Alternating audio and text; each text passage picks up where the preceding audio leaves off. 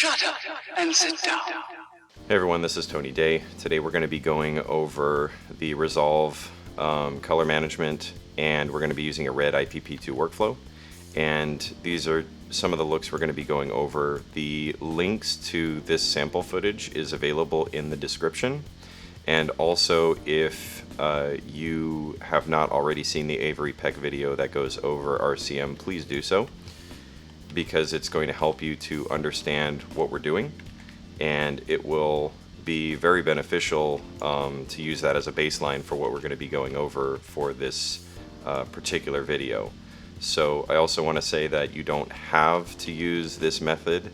It's just one of the methods that I use to get decent results very quickly, so that grading is not so hard. Okay, here we are in Resolve, and here's what you'll usually see when you open up your project. You can see down here that in our waveform monitor things are pretty flat, which is what you'd expect. You can then do whatever you want in your raw controls, or do whatever you do in there. The thing is that when you do it this way, you're manually having to do quite a bit of work. Our timeline color space is Rec 709 Gamma 2.4, but we're not setting an output color space. You'll probably want to put a note at the end that tells your shot, each shot individually, that you need to output to the color space that you're going to be filing to. Especially if you're using a monitor, you want to make sure that your monitor is capable of seeing everything and that it's being mapped properly. So I'll show you a shot where the gamut mapping in particular can be a problem and how you need to deal with it. So here, if you look at these reds, they're really ugly. I mean, they're punching you in the face with their saturation. If we go into the vector scope, you can see how it's kind of going into the stratosphere. It's kind of going crazy. So you'll end up wanting to map this properly. You can use a number of tools. Gamut mapping tool here, and we're going to choose 2.4 tone map. We're going to use saturation compression, and that can get you, close there, and you can kind of manually pull this. My thing is, I like to have this kind of done already for me, so that I don't have to go through and manually do it. Obviously, the more control you have over everything, the more you can, technically do with it. However, sometimes stuff like this, like if you don't want to spend time doing it, you don't have to. Especially if you're new at grading, there's no reason to have to do this if there's a tool that's available that makes it where it's, kind of easier. We'll go into our project settings, and we're going to set it for IPP2 workflow. Okay, so our input color space for this method, we're going to use a Blackmagic Design 4.6K film Gen 1, because half of our footage is going to be from the 4.6K, and this should be the right color space. Our timeline color space, we're not going to use Rec 709 Gamma 2.4. We are going to use red wide gamut RGB log 3G10. Our output color space is going to be Rec 709 Gamma 2.4. Depending on what you're going to be outputting to, you might want to change this. So, if you need to, do Gamma 2.2, choose that. 2.4, there's a bunch of different things in here for you to choose. Just choose the proper output color space. This is actually something that a lot of people don't do, and then they manually end up having to map everything, which is what I was trying to show you. Like, I was having to map it manually to Rec 709 Gamma 2.4 by hand, and I don't want to do that for every shot, especially if I have a quick turnaround on something or whatever. So limit output gamut, we're going to do output color space. We're going to leave this to none. Timeline to output tone mapping will be none. And the timeline to output gamut mapping, we're going to choose red IPP2 gamut mapping. And the output tone map, we're going to leave it on high, and the highlight roll off, we're going to have it set to very soft. Okay, so we're just going to see what this does. Hit save, and you can see that it transforms our shot. So here, if you remember how crazy this red was, now it's, a lot more, I guess, nicer. It's a lot nicer to look at. It's not bleeding, and it's not poking us in the eye with being oversaturated. If we look at our vector scope, you can see how it mapped everything appropriately without us having to do anything. So let's go to this original shot. Now remember, before, this was very flat. Now we have closer to a final look by doing it this way. through the red IPP2 gamut mapping. So let's just go back to this. This will leave it because it really doesn't matter, and it goes back to flat, you see. So instead, when we choose color managed, you'll see that we will get a much more finished look right off the bat without us having to do that much work at all. All we did was set some settings, and if we go through our timeline, everything has been conformed. Now there's something weird about these Pocket 4K images, and I'll show you in a second, but let's just focus on these three. Again, here, you know, the highlights, if you look at our waveform, they're being mapped. I mean, nothing is going way out and getting clipped like what we saw before. The vector scope, if we look at it, nothing is going over our Rec. 709 color space. So we're in a really, really good starting point. Now we can just grade creatively, or we can color correct or anything that we need to do without worrying about that. Obviously, shots like this, we might want to, you know, bring down the exposure a bit, but it's definitely closer than what it was originally. Now in this shot, what I'm going to show you is how the highlights can be affected depending on what you pick. So we're not going to go through every combination, but you can do this on your own. For down here in the gamut mapping, we'll go from tone map high to low, and then we're going to go from highlight roll off to going from very soft to hard. And you can see how that changes the interpolation of the data. Okay, so I recommend that when you do this, you find out what works best for you. I found the settings that work best for me, but that doesn't mean that it's going to work best for all of your footage. Okay, so just to kind of iterate, we'll go to medium for the tone map, and then we'll go to soft, and you can see how it pulled everything down. Okay, so I'm going to choose high on tone map, and I'm going to choose soft for the highlight roll off. Okay, and this affects all of your shots. If you're using red footage, you can kind of adjust the IPP2 mapping based on the clip, I think. But with Blackmagic files, you don't really get that option in the camera raw tab. So whatever you choose, just to show, whatever you choose in here will affect all of your clips, okay? So just keep that in mind. If you don't really like this and you only want to, you know, change these settings that, you know, you want it to be shot dependent, you can do that. I've never had to, but I know some people want to have that additional control. I don't work on projects that are like, you know, a 3-hour movie. Usually the projects I work on have B-roll and they have interviews, and there might be like some fun stuff that I do that does not require a really, really long and complex workflow. So this usually works really nice for me. Often I'll use high to get a good kind of starting point, and then I'll use the highlight roll off as very soft. Okay, how I look at it is, you know, soft and very soft makes it where the highlights don't, you know, go to clipping really, really fast. And then also, so soft and very soft works really nice for that. And then the tone map, depending on how much work you want to do stretching your contrast, you'll pick, you know, low will give you the flattest, high will give you the highest contrast. So we'll just save that. And we're going to start our grade. So like I said before, we kind of already have a good starting point here. It already is conformed to Rec. 709 Gamma 2.4 for us. So what we're going to do first is we're going to do our correction. And the correction for me is always the same way. I'm really bad at eyeballing the white balance. Some people are like really, really good at it. If you're a professional colorist and you do this for a living every day, you can probably eyeball everything. But for me, I want to try to get it as accurate as I can by using my scopes, because again, I'm not the best at eyeballing it. So pull up the saturation, and I'm going to do it this way because I had somebody complaining before that I wasn't using the raw tab. I mean, you can use this or you can use this. It really doesn't matter for the color temperature. As long as in raw you get close enough in here, you can stretch the values in here and it won't really make all that big of a difference. When somebody says the reason why you choose raw is because, you know, you get the color temperature exactly dialed in or whatever, that's not really the case. The most important thing for me is, you know, if this was shot at 3200 and it wasn't supposed to be and it looks like that, with raw you can, you know, go, well, that doesn't look right, it looks more like 5600, and now you've adjusted it without having to really, you know, stretch the values. It just reassigns the values in raw. Anyway, let's look at our vector scope down here, and I got an average of the white of the dress, and see this little ball? That's basically what white is. So I can pull that around and get it where basically the average is right. Let's just say that's pretty good right there. So we'll turn off the magic wand, we'll reset this node, and we've got our white balance. Okay, so with the white balance being done, the next thing that I want to do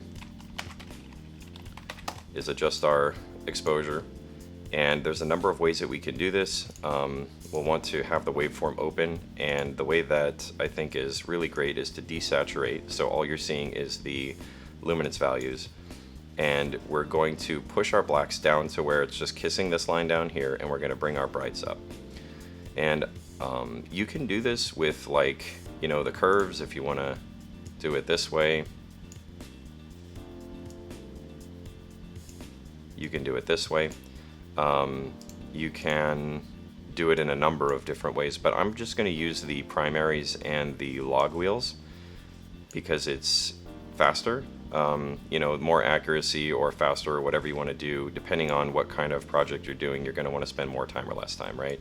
So for this one, I'm just going to do it this way.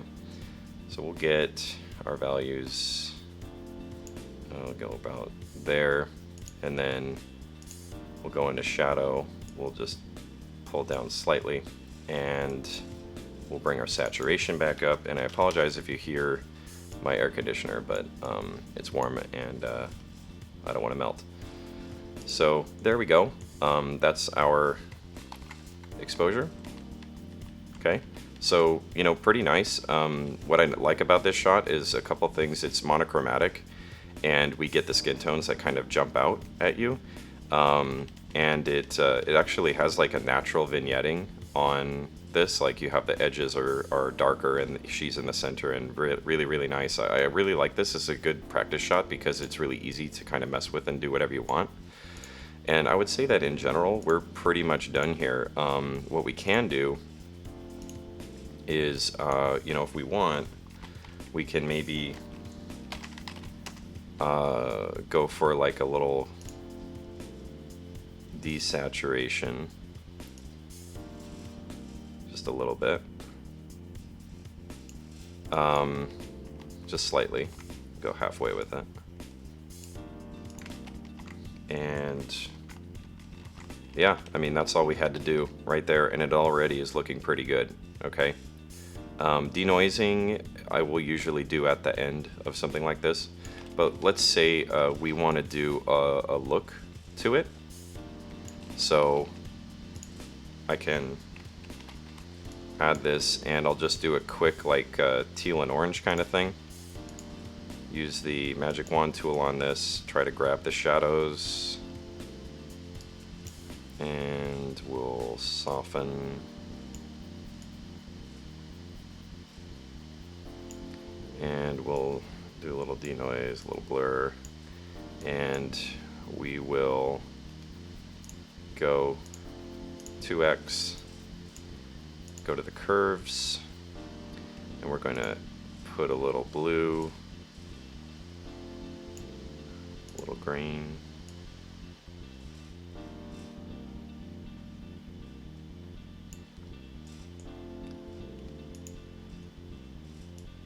punch it a little bit more.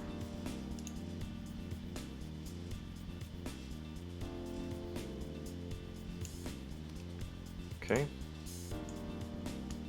so that's a little strong, so not to worry though, we can just dial it back. And this is another thing I wanted to just mention. If you're new to grading and you're doing, you know, stuff like these kinds of looks, I recommend that, because I think a lot of times it's a little strong when people do it. If you're new to grading, get it to where you say, oh, that looks good, and then cut it in half. That's a really good practice, because that way, you know, your eyes are going to adjust to what you're seeing. If there's a huge jump in the look and the difference between the two, it's probably a little too much. So anyway, this is the look we did. It's a little teal and orange look. I think it looks nice. And we didn't really spend that much time. We just did a couple nodes, right? What I'd probably end up doing is do a little denoise. And then on the timeline, I've already put it in, but there's a film grain that we're going to throw over the top. So this makes it where everything, if you don't know, the clip selection in your nodes, this is affecting only the clip. And then whatever's in your timeline here, you can do whatever, overall effects that you're going to do. So for like a film grain or some other kind of thing that you're going to do with it, you can always do that here. Okay, so here's the next shot. I'm actually going to go ahead and copy and paste that because we can do the same kind of look here, and we'll just deactivate a couple of these.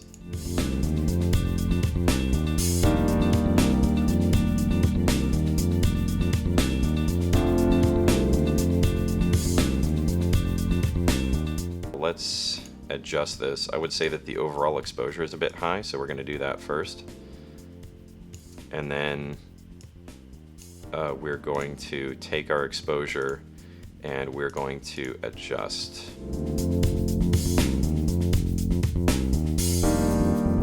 We didn't really have to do that much to it. Saturation. Let's go to our previous shot. Get this one. And yeah, that's looking pretty close as far as saturation. I'm just going to leave it, get rid of that. And then with the look, we'll see if that works. Check out what we're grabbing. This is where I'll point out the fact that if you're doing looks like a teal and orange or whatever, you have to shoot for that. If there's, for example, if you're trying to do something to key the shadows and there's not that much shadows, you're not really going to be able to make the shot as dynamic as you could have. Okay, so make sure that if you're going to go for a look that you shoot for that same kind of look. Okay, and that takes practice to know what you're doing and how to expose your shot for whatever it is you're trying to do. If you try to force a look onto something, it can have really kind of crappy results, so just keep that in mind. Okay, so that's what that shot looks like. I think it's pretty good. And we'll just hit that denoise and we'll just scrub through, take a look. Looks nice, and we barely spent any time on that. Okay, let's go to the next one. All right, so here's the really interesting shot to play with. The first two are kind of simple, but this one is really weird because it's so different. The other two are kind of monochromatic, very specific kind of lighting to what they're trying to show. And then in this one, you've got a lot of mixed lighting. You've got this yellow light here, you've got a yellow light here, and then you've got the red that comes out. You have clearly red lights coming out of here, which is making the saturation go all nutso. So if we want to try to mix these shots, I would say that the look isn't going to work so great in this one. I would actually leave it like this. And the look does not, and if you watch movies a lot, you'll notice this. The look should kind of match the feel you're going for. In here, I was going for that teal and orange blockbuster kind of look. If this isn't what they were going for, then obviously the look is wrong. I'm just using it as an example of what you can do. But in this one, even if this was the look intended here, in this one we don't have to do the exact same thing. We could leave it a nice, natural looking kind of thing. So what we're going to do is I'm going to pick right here. I think this is the best frame for this shot where you can see her happy face, and she's kind of lit, and lit as in lighting. Usually I'll do the color temperature, but in this one I have no idea what white is supposed to be in the shot, and it's a mixed lighting, so I'm just going to assume that the color temperature was right. It's kind of thing that I would need guidance on. Do you want this shot cooled down or warmed up or what? So I'm just going to leave it actually, and we're going to start immediately with our contrast or exposure, I guess.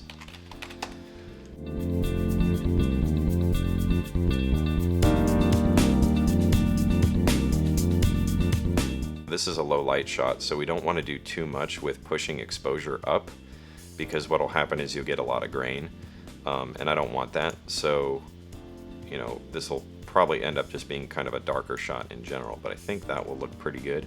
So let's see what we did. That's kind of what we did. And what I'm going to do is I am going to desaturate this because it's just a little bit too saturated for me, especially if we looked at the other ones. So we'll make a saturation node and we'll just pull that back.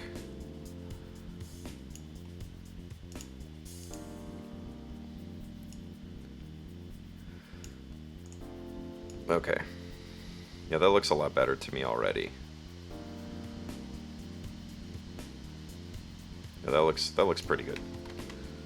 So let's just look at what we did. This is before the saturation, before we reduce saturation, after, before, after, before, after. I think that looks a lot better. And then this is without the grade, with the grade, without, with, without, with. So you see, when we pushed up stuff, we got grain.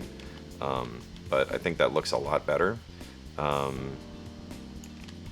Yeah, I think that looks really nice. And you can see the roll-off kind of in action here. I think that's a really nice roll-off. What happens if you don't have a nice roll-off, the clipping point will look really weird, and it'll be going into the stratosphere, and you can end up with artifacting. But with this method, you don't really see that very often. And here's a red. Red LEDs and harsh red or blues can be a real problem, but it's really not. It doesn't look bad. There's a little bit of a clip there. I think it looks pretty good. So yeah, let's move on to the next stuff. All right, so here's a shot from the Blackmagic Pocket Cinema Camera 4K, and you can see it looks weird.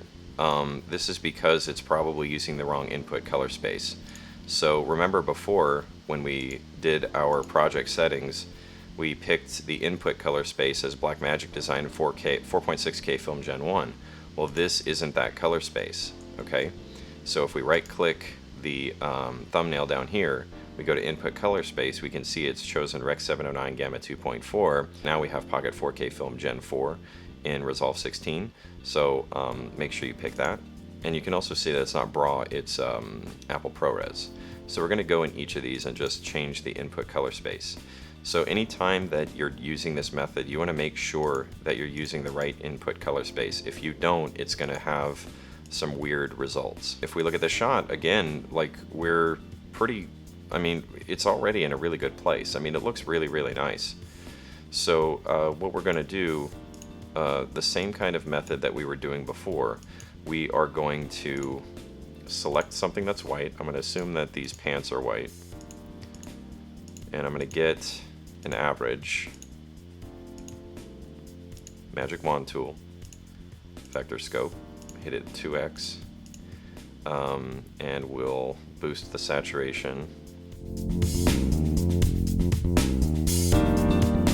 And now we can see that it looks quite a bit better.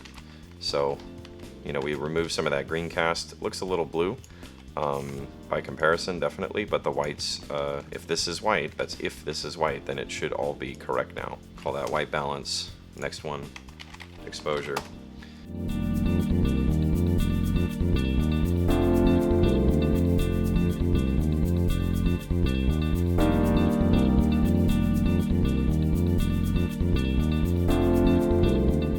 Before, after, before, after, before, after.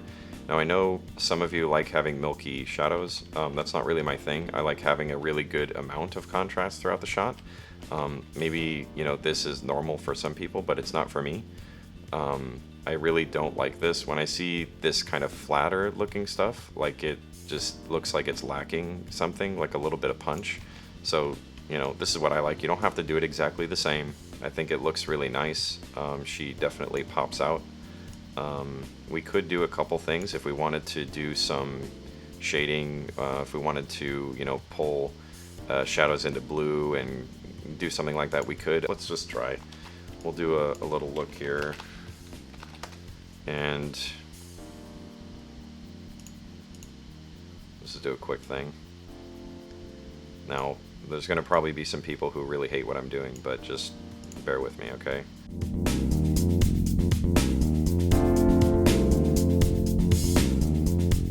And we'll just turn that into a compound node and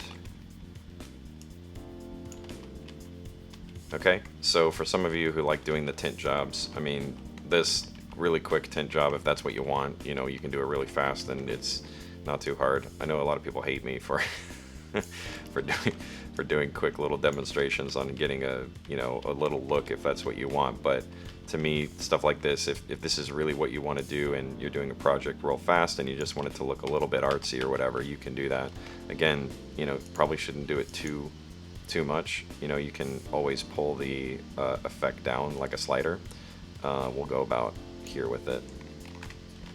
So just a slight little cooldown, and that, I'd say that was done. Always, if it's a noisy looking shot, generally if I overexpose and pull down, I don't get much noise, but it's always a good idea to think about whether or not you're going to need to do some kind of noise reduction. So we'll just do that. So this is the next shot, and I really wanted to do this shot because I really like it. I like how they used the background here. It exposes some of the issues that you can find with reds in the Blackmagic Pocket 4K, and how easy it can be with this method to kind of roll it out so it's not so obvious or ugly. And also you can see how the skin is like greenish. It's like a greenish yellow. So the interesting thing to me was that when this footage was released, a lot of people kind of did their own grade and left her skin kind of like this. This doesn't look right to me, and I'll show you why.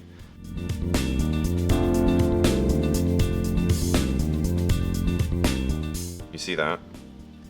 This is the skin line, and we haven't been using it so much because the skin looked okay. But if you want your skin to be accurate, it needs to fall along this line, and it's just pushing over to this yellow. And this will generally make like a greenish yellow kind of look, and it will make people look sick.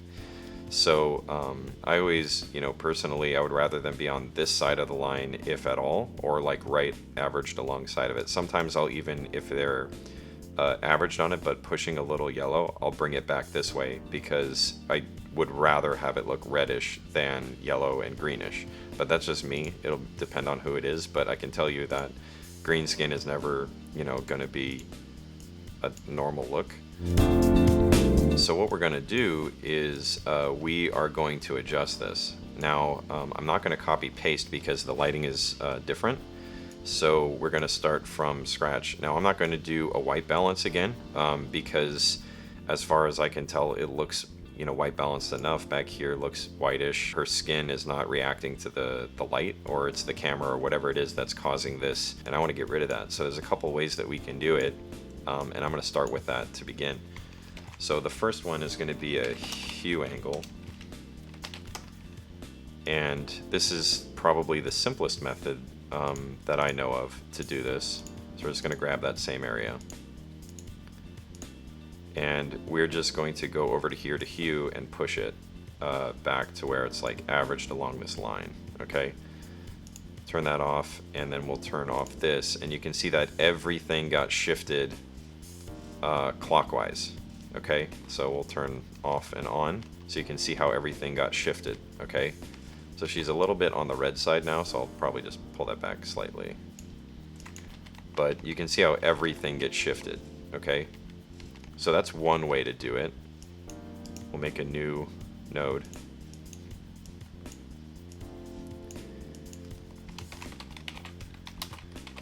And this one, we're going to call it a gamma adjust. So we'll take that area and we're going to adjust our gamma. So we can see that that already kind of brought it back into reality. Like just that little shift brought it a bit back to where we want it to be. Okay, so I mean that one or that one, which one looks better to you, right? So this is a quick way to do it. You can always, let's turn back on our roto, and we'll hit the magic wand, and you can keep kind of playing with this until you get it about where you want. So I did that, and we'll turn off the roto, and that looks pretty good. So obviously everything gets pushed to those values with the gamma. So either way, you're doing a global adjustment. What I could do is I could try to only shift her face values. So if I wanted to, I could use the qualifier here. We'll select her skin.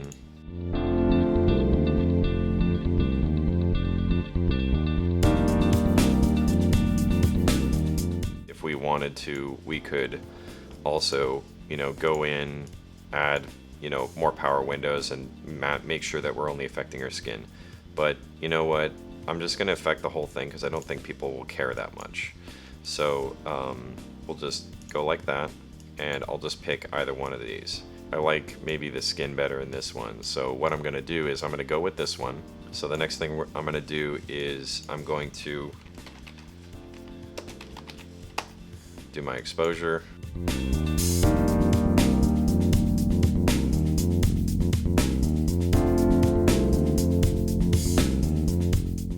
Okay, so there's our exposure. The next thing I'm going to do, we'll look at the vector scope. It's a little bit saturated for me, so we are going to adjust the saturation. And that's already looking really, really nice. I think that looks really nice. And the last thing I'm going to do is get that teal and orange look, but in a different way. She's already along the skin line. So what we're going to do is we're going to change the blues to be closer to going in a straight line. So I'll show you how to do that real quick. I'll delete this node and we'll call this blue. No, we'll call it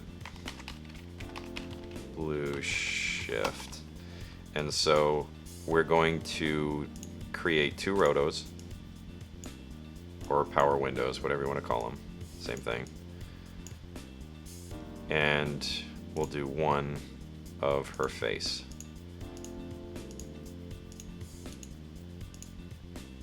Turn on this.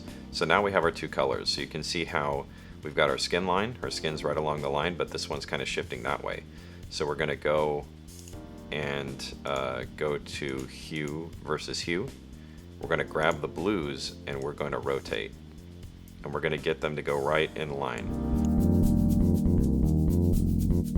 So get that right in line just like that. And then when we turn off our, so this is before, after, before, after, before, after. So you can see how much of a difference that makes. And then this is just the transfer, Rec 709, and then that's the grade. Okay, so huge, huge, huge difference between these two. Huge difference. Last thing is denoise. I didn't spend that long. I mean, this is with even talking to you guys while doing this. It doesn't really take that much work if you're using this method to get some pretty good looking stuff, especially if it's shot well. Like, I know some people complained about the shots that John Brawley did, but I actually really like some of these. I mean, I really do like this shot. And it's also really nice that they gave these to play with so that you can do a little bit of grading. Yeah, so that's what I've been using for my workflow for many projects now. So I hope that you enjoyed this. I hope you can find some use in it. And let me know if you do have any questions below, and I can look at helping you out with whatever those questions may be. All right, so see you next time.